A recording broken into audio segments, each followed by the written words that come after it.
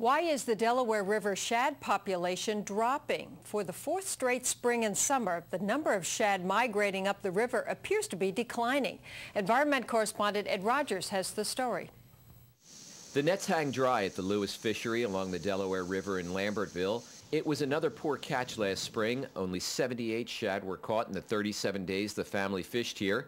It's slightly higher than last year, but lower than the 220 caught in 2004, or the more than 600 shad taken just 10 years ago. Steve Meserve is a fourth-generation shad fisherman. This fishery has been in operation since 1888.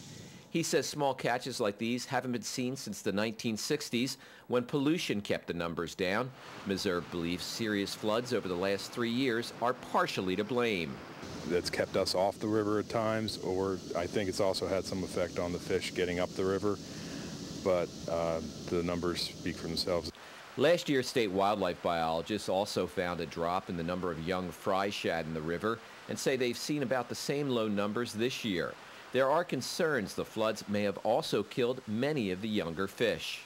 It takes 3 to 5 years for the shad that are born this year to make it out to the ocean, develop enough and mature enough to come back to the river to spawn. So really the impact from the floods of 2004, 5, and 6, we really are going to start seeing them over the next few years. Another possibility affecting the shad numbers, recent flooding, may have altered the course of the channel at the bottom of the Delaware.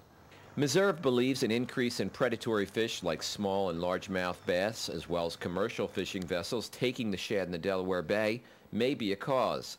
The Federal Commission is developing a new shad management plan for the Atlantic Coast states.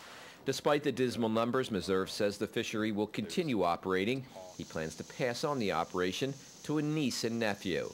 Even when the fishing was so poor that we didn't catch fish, we kept doing it. And part of the reason we did that was in order to ensure that there was a voice for the river and the fish to say, you know, if there's a problem, somebody needs to know about it and take some sort of actions. And that's where we see ourselves now. Ed Rogers, NJN News, Lambertville.